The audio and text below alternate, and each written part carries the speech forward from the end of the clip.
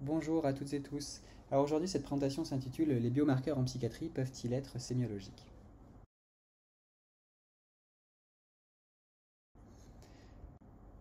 Alors premièrement, une définition du biomarqueur, il y en a beaucoup. Par exemple, un groupe de travail sur les définitions du biomarqueur qui est transsection au travers des National Institutes of Health des États-Unis propose que ce soit une caractéristique objectivement mesurée et évaluée en tant qu'indicateur de processus biologiques, qu'ils soient normaux, pathogènes ou de réponse à des interventions. Donc très précis, puisqu'on voit qu'il y a plusieurs composantes, à la fois une composante de définition, une caractéristique en tant qu'indicateur, à la fois de qualité, mesurer et évaluer, et à la fois de fonction, puisque c'est pour mesurer et évaluer certaines choses, des processus particuliers. Deuxièmement, de l'OMS, définition bien plus précise d'une substance, structure ou processus pouvant être mesuré dans le corps ou ses produits. Donc là, il y a vraiment l'idée que le biomarqueur soit mesuré dans le corps. Après, reste à savoir ce que ça veut dire dans le corps. Est-ce que, voilà, est-ce que ça doit vraiment être un des composants du corps ou non? La question reste ouverte et puis qui peut influencer ou prédire l'incidence d'une résultat d'une maladie.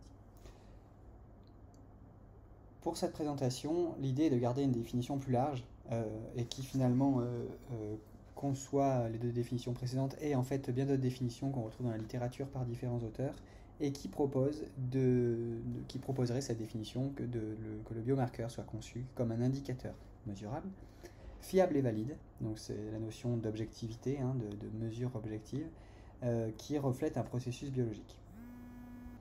Alors, on a approfondi cette notion dans un article dédié à la médecine du sommeil, dans la médecine du sommeil, pour vraiment définir ces différents termes, donc de biomarqueurs, donc indicateur mesurable, fiable et valide, et puis comment on le différencie de l'indicateur caractéristique biologique, psychologique, qui est donc beaucoup plus large, hein, impliquant le mécanisme de la maladie, mais éventuellement. Voilà, c'est vraiment pour souligner l'idée qu'on peut avoir des différentes définitions, et c'est très important de regarder qu'est-ce qu'elles sont. Alors si on va un peu plus loin dans la définition du biomarqueur, en fait il y a dans la littérature une confusion potentielle entre le biomarqueur, qui est entendu comme celui qui marque la cause de la maladie, donc le biomarqueur devrait refléter la physiopathologie fondamentale du trouble, donc on a là un indicateur voilà, qu'on peut nommer et qui reflète la cause de la maladie, ce qu'il y a en dessous. Et puis on a d'autres biomarqueurs qui sont les conséquences de la maladie. Donc là, le biomarqueur, il devrait refléter les symptômes du trouble. Donc à travers les symptômes que relève le clinicien, on a un marqueur de ces symptômes. Et donc il y a finalement une différence qu'on pourrait dire un peu artificielle, hein, mais nécessaire, entre un biomarqueur entendu comme le biomarqueur mécanistique, qui donc marque la cause, basé sur la notion de locus de contrôle, un mécanisme sur lequel il est possible d'intervenir, et donc biomarqueur mécanistique qui marque la cause et biomarqueur statistique qui marque les conséquences de la maladie dans la présence et simplement corrélé à la présence d'une condition. Et donc, en fait, ce qu'on se rend compte, c'est que eh bien, la psychiatrie n'a identifié que très peu de biomarqueurs mécanistiques, vraiment de manière très minoritaire. Dans le syndrome de délétion 22q11, on trouve une délétion donc, sur le plan génétique qui est plus ou moins reliée à des troubles des apprentissages, dyscalculie, difficultés mathématiques, et puis quelques biomarqueurs statistiques donc reliés à la phénoménologie, à la symptomatologie clinique, par exemple un score de 9 biomarqueurs qui pourrait être associé aux troubles dépressifs caractérisés, donc qui pourrait aider au diagnostic ou aider au diagnostic différentiel. En tout cas, on se rend compte que eh bien, quel que soit le type de biomarqueur, quelle que soit sa définition, de toute manière, on a peu de biomarqueurs qui ont été retrouvés en clinique. Qui pourrait alors se poser est de savoir pourquoi on a eu tant de difficultés à recueillir des biomarqueurs en psychiatrie. Donc plusieurs hypothèses.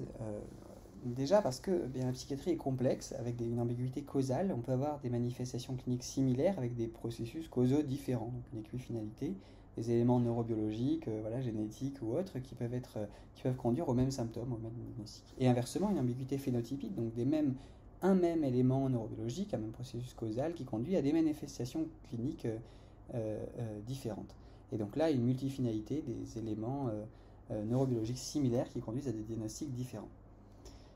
Et donc, au-delà de ça, eh bien, en fait, on voit que quand on parle de mécanisme, de dysfonction au niveau biologique, ben, en fait, il y a plusieurs niveaux d'organisation. On part de la génétique et puis on remonte en termes macroscopiques, cognitifs, comportemental, et puis au-delà même du vivant, de l'organisme biologique, on a eh bien, des facteurs environnementaux, socioculturels, etc.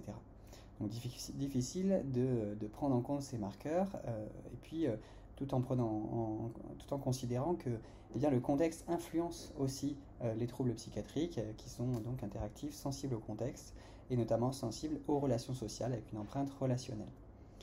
En plus de ça, les troubles psychiatriques évoluent à diverses échelles de temps, le long de trajectoires variées, complexifiant encore le recueil de biomarqueurs fixes, évaluables, mesurables, fiables et valides, et des perspectives individuelles, puisque les individus ne sont pas constitués d'un ensemble de symptômes purs et détachés de toute intentionnalité, de toute rationalité et de toute agentivité, mais s'inscrivent dans des perspectives à la première personne, une subjectivité, une manière de voir le monde qui est vraiment propre et idiosyncrasique à chacun.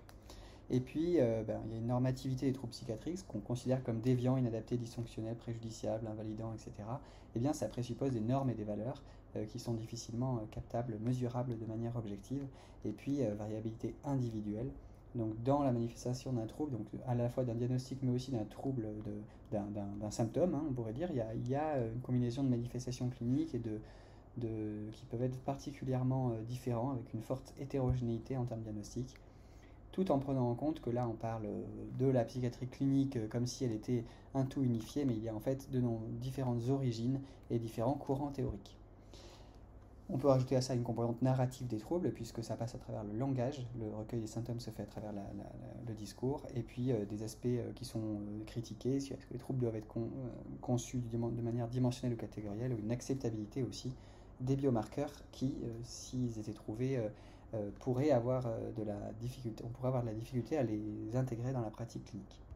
Alors qu'est-ce qu'on va faire face à cette difficulté à identifier des biomarqueurs utilisables en pratique clinique?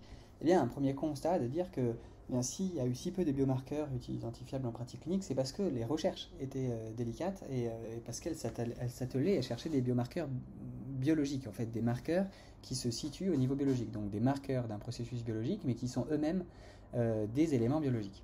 Et donc là, on le voit par exemple dans le cadre des RDoC, ici, où très clairement on a une matrice, c'est-à-dire un tableau fait de lignes, alors là qui ne sont pas représentées, qui représentent des fonctions du cerveau, le système d'éveil ou de fonctions cognitives. Et puis en colonne, on a des échelles d'organisation du vivant, des gènes, en passant par les molécules, les cellules, les circuits, la physiologie, le comportement et les mesures auto-rapportées. Et on s'aperçoit que, très clairement, on a différentes échelles qui s'arrêtent aux processus qui sont intracérébraux. Donc, quelle que soit leur nature, on a quand même des échelles qui sont biologiques. Et la proposition serait de dire, si on veut trouver un marqueur utilisable en pratique clinique, ce marqueur ne doit pas être un élément biologique, un élément de nature biologique, comme un échantillon sanguin ou génétique, mais identifiable lui-même en pratique clinique. Donc, un marqueur sémiologique, un indicateur sémiologique qui permet d'identifier la maladie. Alors, est-ce qu'il permet d'identifier les symptômes s'il est statistique? Est-ce qu'il permet d'identifier le mécanisme sous-jacent aux symptômes s'il est mécanistique? Mais en tout cas, que la nature de cet indicateur, ce biomarqueur donc sémiologique, soit de nature trouvable en clinique. Et donc, faute de mieux, on trouverait des indicateurs précis dans la clinique. Alors, pourquoi proposer des biomarqueurs?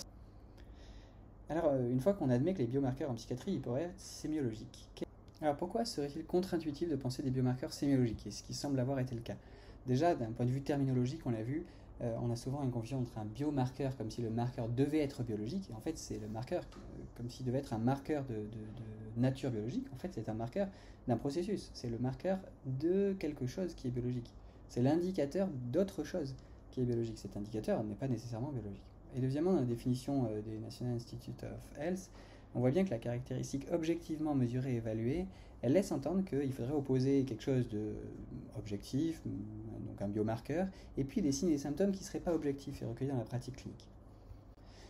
Contre-intuitif également parce que, il y a un ancrage historique de la psychiatrie où, c'est une quête ancestrale en psychiatrie de rechercher des mécanismes dysfonctionnels à l'origine des troubles. Donc il y a des espoirs, des promesses qui vont, tous ces espoirs et promesses qui sont décenniales, qui vont à l'encontre de ce renoncement biologique qui chercherait à identifier des biomarqueurs sémiologiques, faute de mieux. Et donc on voit qu'il y a il y a tout un régime des promesses qui est construit, un régime donc c'est-à-dire une économie des promesses, l'idée que eh bien, en recherchant un biomarqueur, on va faire avancer la science, en faisant avancer la science, on va améliorer la clinique, et il y a comme ça une progression scientifique qui est indéniable et qui est très fructifiante pour la psychiatrie, mais en tout cas qui ne permet pas l'intégration de biomarqueurs dans la pratique clinique. Et puis, eh bien, un argument qui est historique mais nosologique, en fait, c'est que l'histoire de la psychiatrie contemporaine, notamment celle qui s'est construite autour des nosographies contemporaines, la CIM ou le DSM, eh bien, dans les catégories diagnostiques qui sont citées devraient être soumises à l'évaluation de validateurs, le 11 pour le DSM. Validateur, c'est-à-dire que, eh bien, une catégorie comme le trouble dépressif, l'épisode dépressif caractérisé, eh bien, ne peut être validé, alors c'est un terme un peu fort, mais en tout cas peut être acceptée dans la nosologie puisqu'elle est corroborée par des études familiales, génétiques ou autres. Alors deuxièmement, on a dit que voilà, il y avait quelque chose de contre-intuitif qui allait vraiment à l'encontre de l'intuition du clinicien pour penser des marqueurs qui étaient sémiologiques. Une fois qu'on a dit ça, si on veut bien concevoir que certains marqueurs peuvent être sémiologiques, mais qu'est-ce qui est différencié de symptômes, tout simplement? Et en fait, c'est qu'il va falloir tenter d'obtenir des définitions opérationnelles de ces biomarqueurs. Et donc, les biomarqueurs sont déjà de nature différente des symptômes. Alors, pour identifier un biomarqueur sémiologique, il faudrait une méthodologie scientifique précise, donc qui permet une certaine fiabilité, une validité. Donc, je reviendrai sur la méthodologie scientifique et ses critères de fiabilité et validité juste après. Et l'idée du symptôme, il peut être pathognomique d'un trouble, c'est pas vraiment l'idée du biomarqueur. L'idée n'est pas de dire on a un marqueur qui est pathognomique d'un trouble, mais l'idée d'un marqueur plutôt qui a une fonction précise pour une certaine action. Et donc on va y venir juste après sur les fonctions des biomarqueurs. Donc on conçoit avec ça que le biomarqueur, il n'est pas pathognomonique, pas spécifique, nécessaire, suffisant pour un diagnostic, il est une fin en soi pour le clinicien puisqu'il dépend de sa fonction. Et donc, petite note, l'utilisation n'empêche pas d'accepter une lecture différente des biomarqueurs selon les contextes de recueil. Donc, il ne faut pas avoir une lecture interprétative telle que signifiant ou illusion d'une clinique pure détachée du contexte quand on utilise un biomarqueur sémiologique.